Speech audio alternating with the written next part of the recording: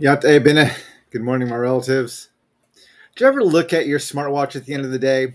Maybe you had a good workout that day, you walked some extra steps, you did something at the gym, or you went out for a run, and you saw you had burned more calories than you thought, and your watch was telling you that you are below your calorie count for the day, you're burning more than you've taken in, and you can celebrate with some sort of snack or treat or dessert or something like that.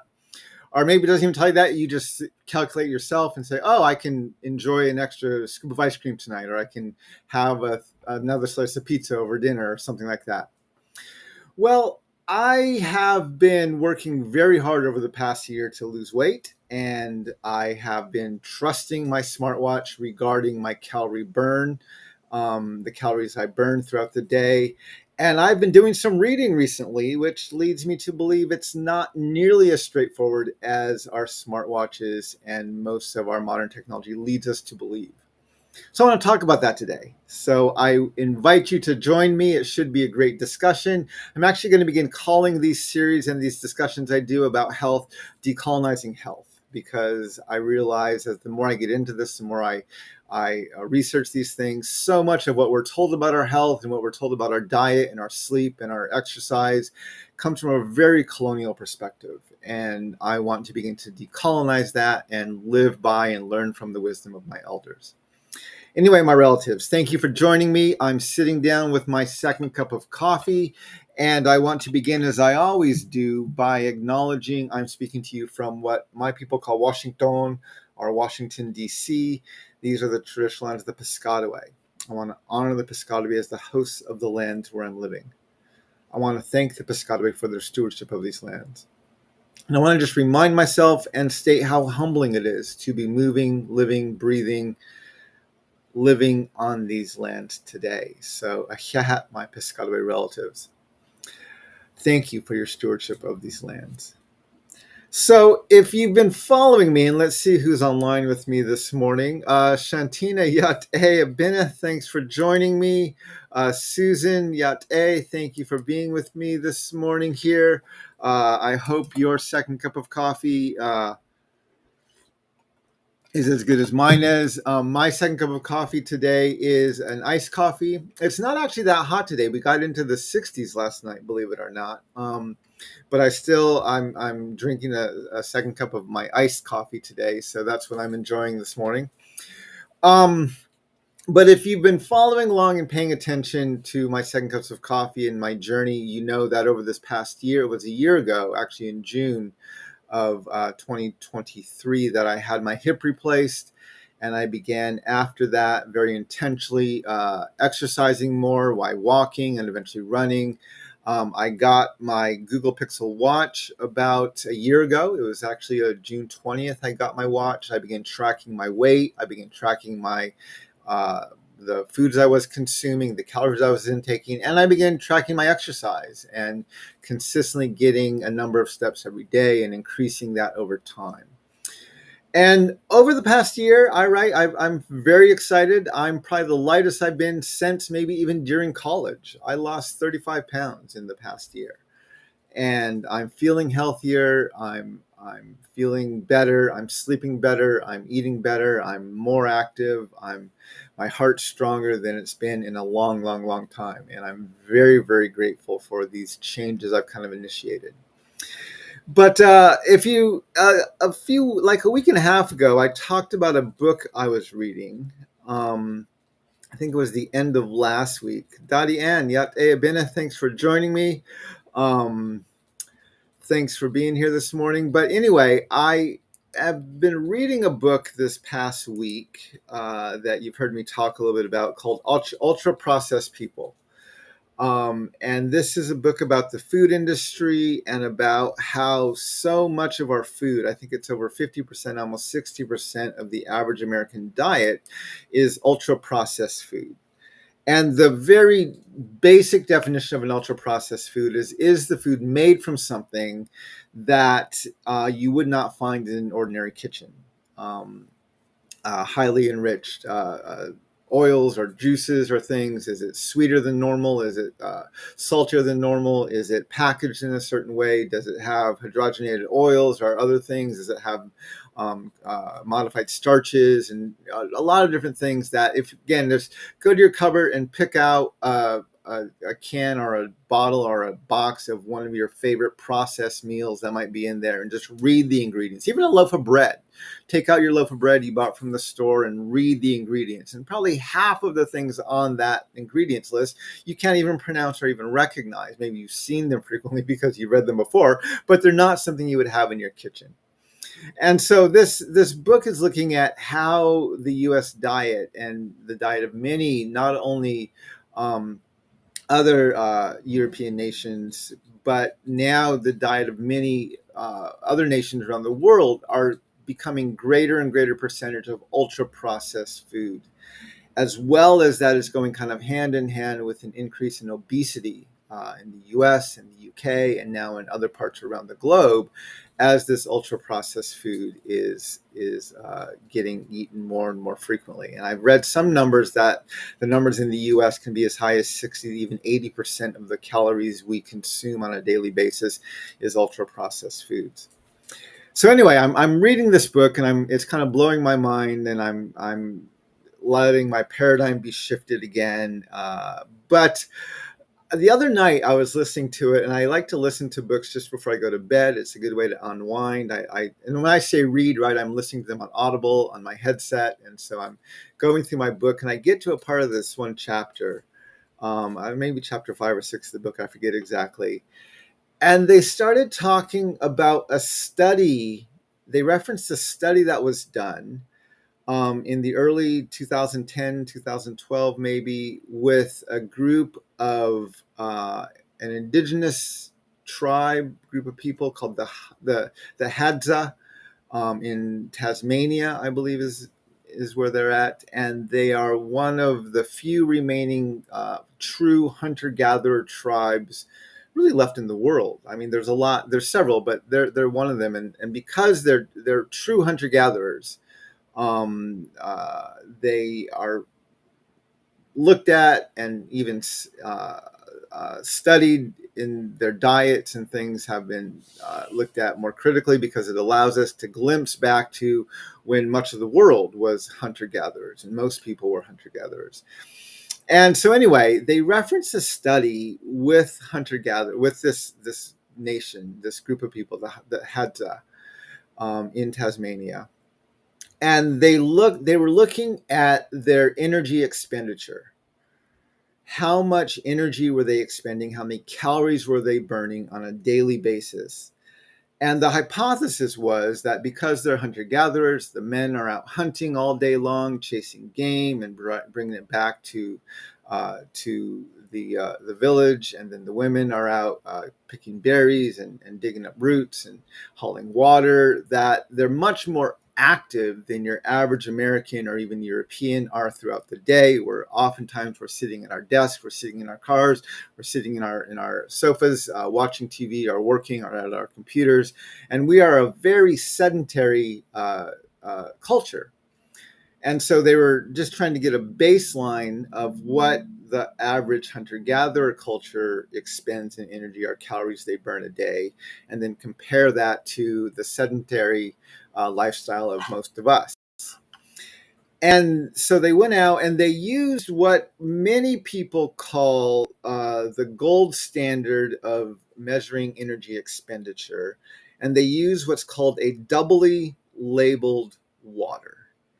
So I did some research into what doubly labeled water is, if you haven't heard of this before. And let me actually bring one up here. I Googled it, and you can just Google doubly labeled water and you'll get it there. This is actually the summary that's generated by Google when you read their doubly labeled water definition. It's from their AI. And it says, and I have some stuff on the top of my screen. I can't see it very well. Hold on just a second. Let me bring it up on my screen so I can read it to you more accurately.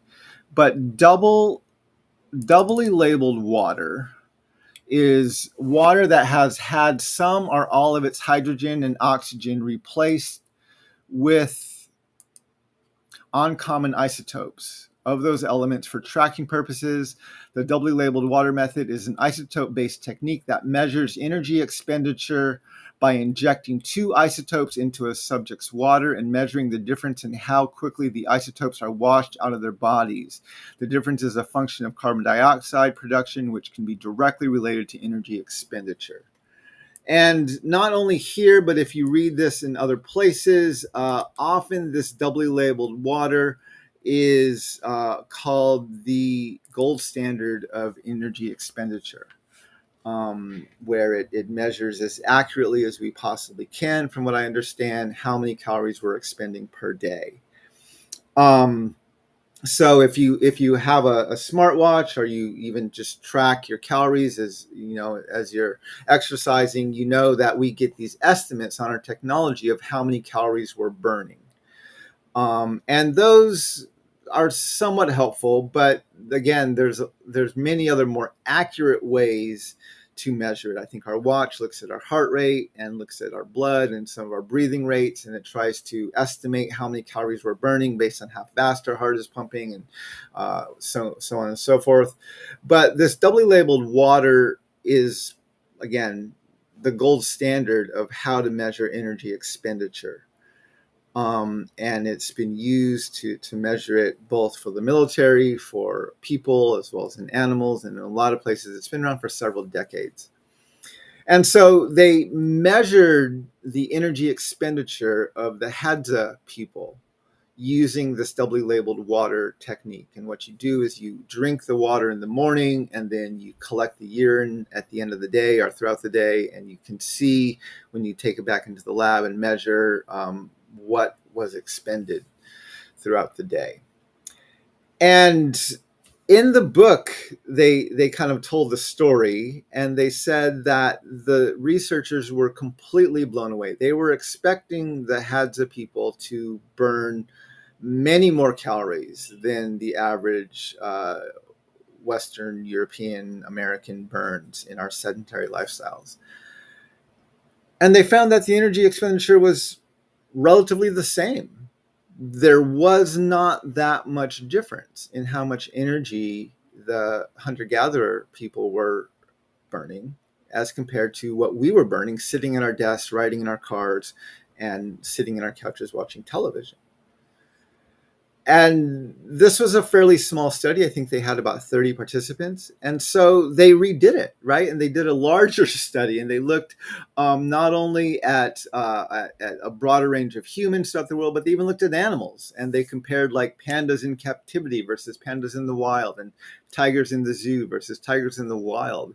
And they found, both across species and across human populations, that in general, energy expenditure was fairly constant, not across comparing different species to each other, but comparing within a species. So a tiger in the zoo versus a tiger in the wild had similar energy expenditure.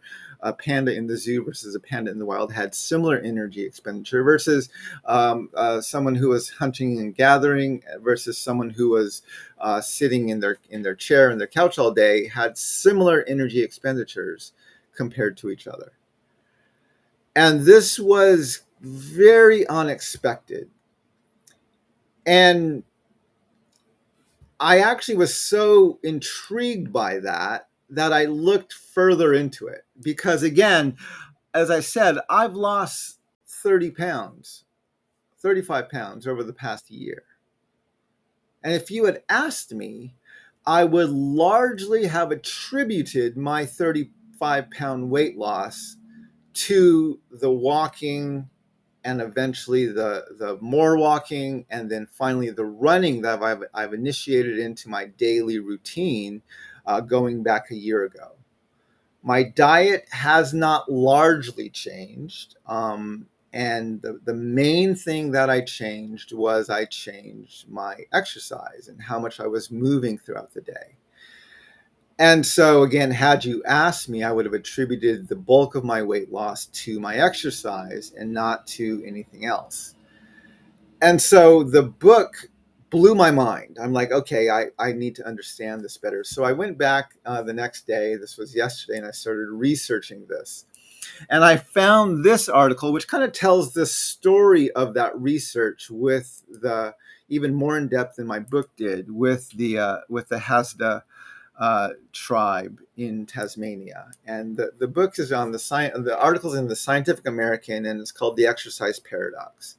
I encourage you to read it. It's a fascinating article. It's a fascinating study, and yeah, it lays out basically that the human body has found a way to regulate energy expenditure, almost not completely regardless, but without wide variances based on how much exercise you're actually doing or how much movement you're actually making.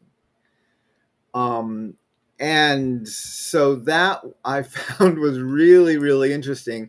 And again, they talk about the doubly labeled water as the way that they research that. I'm going to put a few articles in here just regards to what doubly labeled water is and how that testing works. There's one, just a general reference from Wikipedia. Here's another one, which is from the National Institute of Health, and looks at how that testing is done. So I read that article, which just kind of reiterated most of what I already read in the book, which I'd already talked to you about. So then I started researching even more, and I found this article, which was in even more plain English. It was on Vox, and it was looking at 60 different studies. And the article was titled, "Why You Shouldn't Exercise to Lose Weight," explained with 60 plus different studies. And one of the conclusions that came from the exercise paradox, if I'm remembering correctly, but one of the things they said is, and as well as in my book, Ultra Processed People, they basically said we've been led to think about exercise and weight loss incorrectly, right? We look at, we take calories in and then we burn calories through exercise, and this is just the way that it works. And so if you exercise more, you're burning more calories, so that means you can eat more, or if you eat the same amount, you'll lose weight.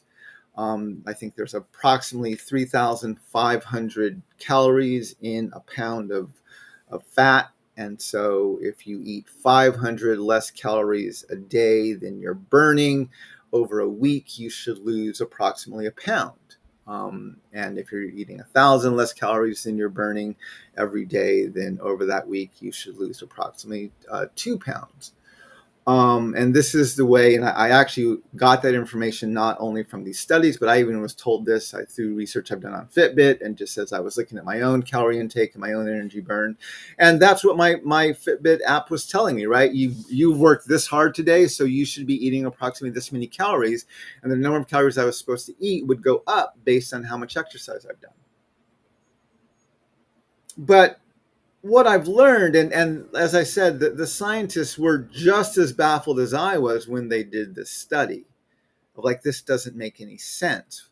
And there really is no conclusion, right? Basically, what I've learned over the past 24, 36 hours is no one really understands how energy burn works. Our bodies, as we've evolved over the past 100,000 millions of years, has found a way to govern or regulate our energy expenditure, as well as to store fats and to store energy in a way that the amount of exercise we do does not have a direct correlation on the amount of calories that we burn. And on one hand, right, some of this makes sense. If you go out and run 5 miles first thing in the morning, you're probably going to tend to take it easier throughout the day, right? If normally you walk up 2 flights of stairs to get to your office, on the day you run in the morning, you might take the elevator, right? If you normally go out for a walk with your spouse in the afternoon or with a coworker at lunch, but you ran 5 miles that day and you're feeling tired, you may not go for a walk, or you may not go for as long of a walk, or you might sit in your chair longer, or you might do something different. You might eat extra calories because you were exercising this morning, and so you feel hungrier, and so you might eat more at lunch or eat more throughout the day. And so, right, your body will do some things, and some of these we actually can intentionally see that we do things differently because we've already exercised. And so we may take the elevator or the escalator instead of the stairs. We may walk less or move less in the evenings because we're tired from what we did throughout the day. And so we will find ways to conserve energy throughout the day. But even if you don't do that, what they're learning from these articles I've been reading, and I have to say up front, I am not a medical expert. Do not take this as like medical advice. Please do this research for yourself and talk to your doctor about what you want or need to do for your own health. I'm just trying to make sense of what I'm reading and what my experience was with my own weight loss. And so what they're finding, what I've been reading about is basically our body, our metabolism is kind of the baseline for our energy expenditure, right?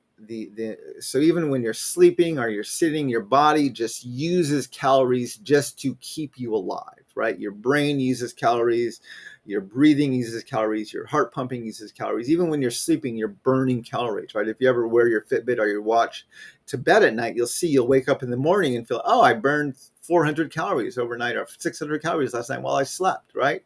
Because our metabolism is always running and we're burning calories throughout the day, even if we're not doing anything physically active.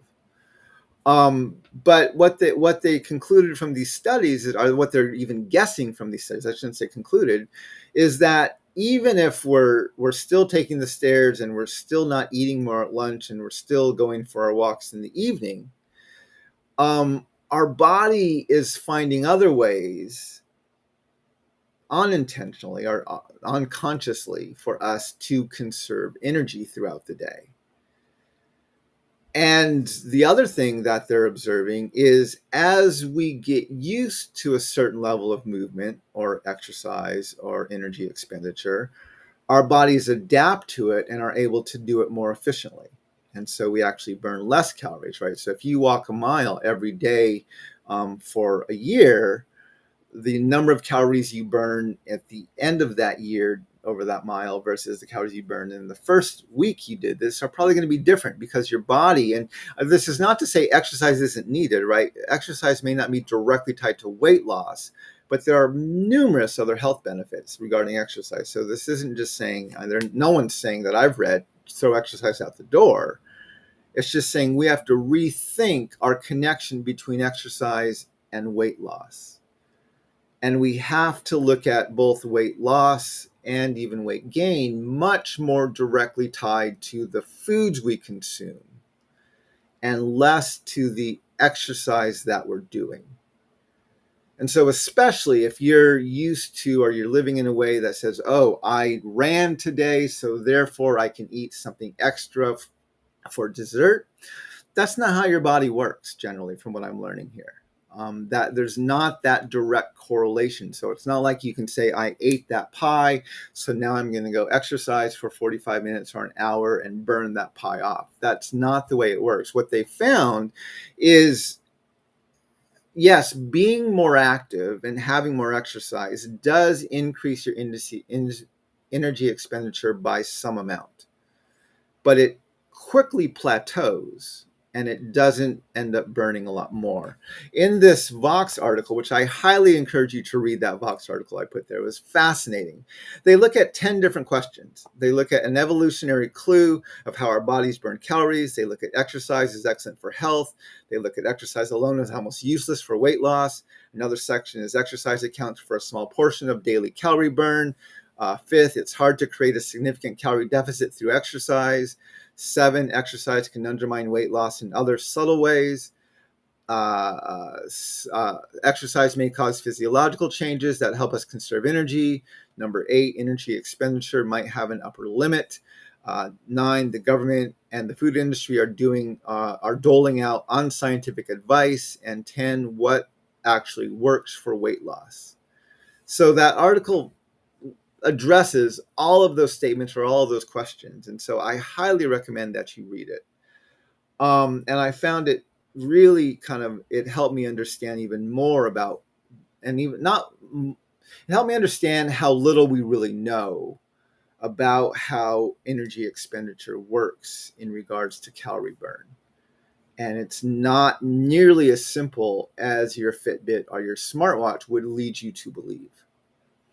And because, again, our Fitbits and our smartwatches are merely estimating the number of calories we're burning. So if you exercise a lot, if you run 5 miles a day, or if you go out for a long walk, yesterday I walked 23,000 steps and I got 50 vigorous minutes or zone minutes of my exercise, meaning my heart rate was above a certain limit throughout the day, right? If you do that, my watch told me I burned well over 3,000 calories a day yesterday. I would burn up close to 3,300, I think. And I ate about 2,100. And this began help me answer some questions, because when I looked back over this past year, and I was noticing this throughout the year, right? Again, I was told very early on there's 3,500 calories in a pound of fat. So if you eat 500 less calories a day than you're expending, you're going to lose half a pound a week. If you burn 1,000 or even more than you're intaking on a daily basis, you'll lose 2 or even more pounds a week.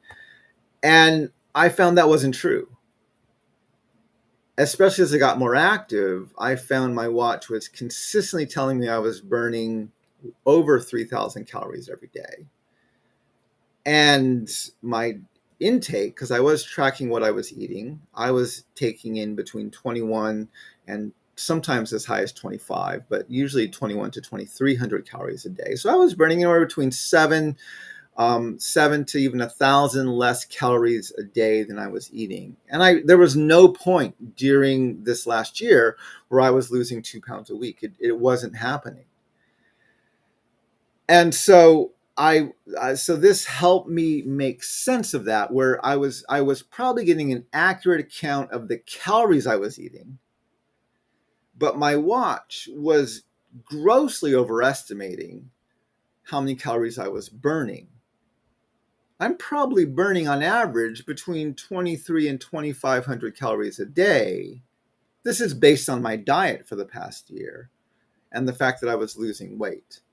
And I was probably eating 2,000 to 2,200 calories a day. And so this article by Vox helped me understand some of these things, and it actually helped me make sense of some of the things I had noticed throughout the past month. But there were certain notes within these articles that it said, with the exception of professional athletes, right? And so I wanted to understand that, because obviously a professional athlete, or right now we're going into the Olympics. Today's the opening ceremony for the Olympics. And so we have athletes who have been training vigorously for months, years, even decades to perform in these games. Their bodies are finely tuned. Their diet is really closely watched. They are some of the best specimens of physical fitness that we have in the globe. And right, many of them are. So the question is, how many calories are they burning? Is their body doing the same thing? They're working out 10, 12 hours a day sometimes, and 50, 60, 70 hours a week sometimes, right? As they're expending a lot of energy and they're doing a lot of training to get their body into shape to perform in these games. And same thing with professional athletes, right, who are playing day in and day out. Their job is basically to exercise. And so what's going on with their calorie count? And I couldn't get any really clear answers. I did find this one article in the National Library of Medicine, and it was an analysis of elite Polish athletes. The article is titled "Analysis of Daily Energy Expenditure of Elite Athletes in Reaction to Their Sport, Their Measurement Methods, and Energy Requirement Norms." And I looked through the study. I didn't read the entire thing, but I read through the conclusion and through some of the analysis. I looked at some of the data, and they did not use the Doubly water test in this study, because this and some of the other more accurate measurements for energy expenditure were not reasonably feasible to do, either too expensive, or they couldn't have the athletes in a lab controlling the way they were exercising. And so they used some other methods, and they found, based on the other methods they were using, their energy expenditure varied greatly. And depending on what measurement they were using, sometimes those, even when they were working out very hard, their energy expenditure was still below 2,500 calories a day.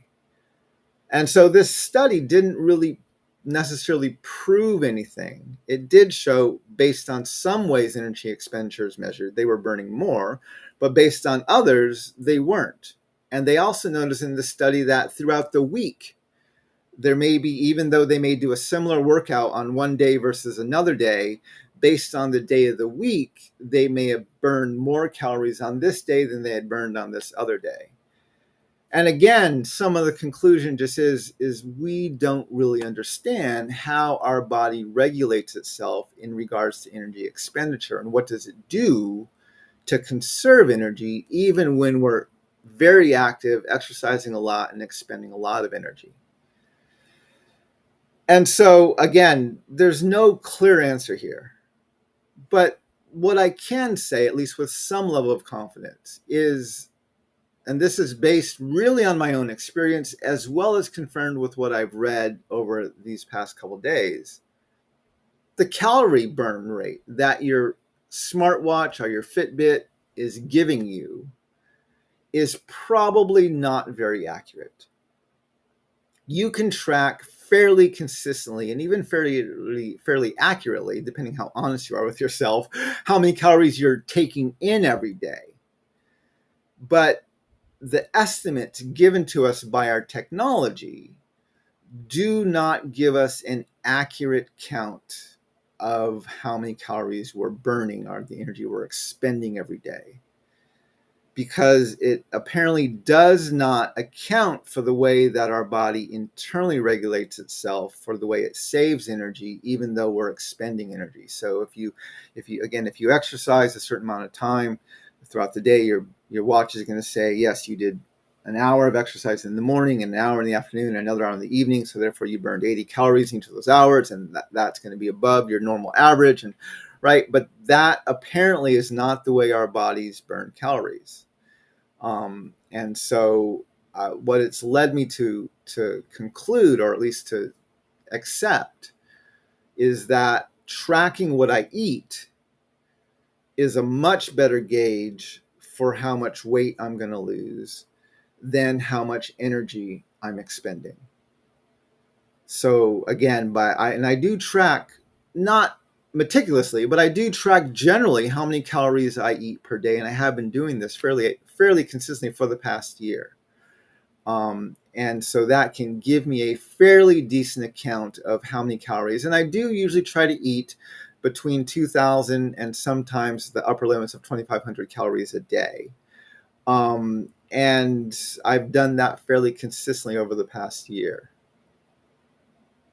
So now I want to get back to one other thing.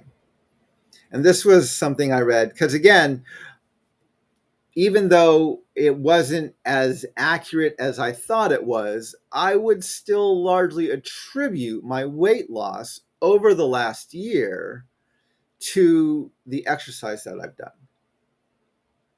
I haven't radically changed my diet. I have been watching my calories more consistently, which leads me to lower them somewhat. But I haven't radically changed my diet. I try to cook most of my foods at home. We try to eat a lot of good vegetables, but I still, again, I've been eating 21 to 2,500 calories a day fairly consistently for the past year. Maybe change it goes down throughout the year by about 1 to 200 calories, but not a massive amount.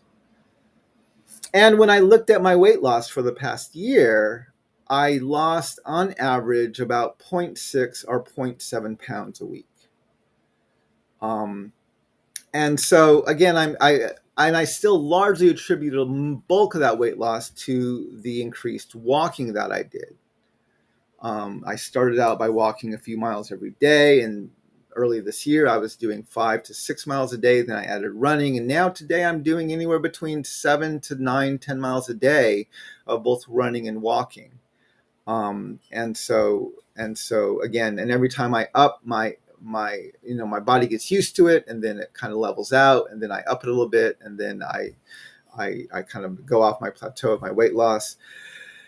And so in this Vox article, under the heading that says it's hard to create a significant calorie deficit through exercise, and in the section just before that, which is exercise accounts for a small portion of daily calorie burn, they basically said that your metabolism accounts for between 60 and 80% of your daily calorie burn. So just the function your body does to keep itself alive and breathing throughout the day, that accounts for 60 to 80% of your daily calorie burn. Another 10% comes from your digestion and the processing of the foods that you're eating. That leaves anywhere from 10 to 30% of your daily calorie burn can be influenced by your exercise. And so this is kind of explaining why after a certain amount of exercise a day, your calorie burn for the day kind of plateaus. Because again, only 10 to 30% of your daily calorie burn, regardless of how much exercise you're doing, comes from, or generally regardless of it, comes from your exercise. Most of your daily calorie burn comes from your metabolism and from from the foods you're digesting. And so they said in this, I just want to read this to you. This is from the Vox article. It said, if a hypothetical 200-pound man added 60 minutes of medium intensity running 4 days per week while keeping his calorie intake the same, and he did this for 30 days, he'd lose 5 pounds. If this person decided to increase food intake or relax more to recover from the added exercise, then even less weight would be lost. So if one is overweight or obese and presumably trying to lose dozens of pounds, it would take an incredibly long amount of time and effort to make a real impact simply through exercise. Now, that sentence or that paragraph actually is what I observed. And what I've read is healthy weight loss is about a half a pound to a pound a week. If you're losing more than that per week, that generally is going to be attributed to either starving yourself or overworking yourself, and it's generally not going to be sustainable. You may lose some weight for a limited amount of time, but you'll most likely gain it back. Whereas losing at a rate of half a pound to a pound a week, that generally can be more attributed to changing your lifestyle, and that can lead to sustained weight loss. In other words, keeping the weight off once it's there. And so I found that, basically what I experienced over this past year was I probably did, as I became much more active throughout the year, I probably increased my calorie intake or my calorie burn by about 200, maybe 250 calories per day. And I probably reduced my calorie intake by about 100 to 150, maybe 200 calories a day over the course of the year, which leads to about a 500 calorie deficit a day going throughout the year, which averages out to about 30 to 35 pounds of weight loss over the year. And so that actually made sense. And so it does make sense. And so I think the one thing I've learned from this is that, if you're trying to lose weight quickly, that generally is going to lead you to doing things that are unhealthy and primarily are not sustainable. But by doing it gradually and acknowledging that only 10 to 30% of your calorie burn is going to come from your exercise, no matter how much you do, and reducing what you eat and the types of food you eat is going to have a greater impact on your weight loss. That doing those things in conjunction with each other will lead to a slow and gradual loss of weight. But the good thing about a slow and gradual loss of weight is that that is much more sustainable and easy to keep off than losing 5 pounds in a week or 10 pounds in a month, because that is most likely going to be changes that are not sustainable over the long term. So It's been a fascinating 48 hours as I've kind of went through this and tried to understand how these um, begin to just make sense for me. But I wanted to lay this out because it was so fascinating to read that study about the hunter gatherer, the Hadza people, and the way that it is very, very difficult. Their energy expenditure is largely the same as the energy expenditure of people living a much more sedentary lifestyle in some of our major Western cities or even just major Western countries. And that boggled my mind. And so I spent 48 hours, 72 hours kind of going down that path. And I just wanted to share some of that with you today. Again, I'm not offering medical advice here. I'm merely telling you what I've been learning as I researched some of this. Obviously, make decisions about your health with your own research and with conversations with your own doctor and your own loved ones. But I found this to be a very fascinating journey and helped me understand more of what's been going on with my body over the past year. Anyway, my relatives, thank you so much for joining me for my second cup of coffee. I hope your cup is as good as mine has been. And not only is this, one that change I did make, and I didn't do this in the past year, I've done it a while ago. I took sugar, both artificial and real sugar, out of my coffee. And I drink it, basically I drink coffee with cream, or half and half is pretty much all I put in it now. But anyway, my relatives, walk in beauty. Thanks for joining me today. And may we all learn how to walk in beauty together. Hakone.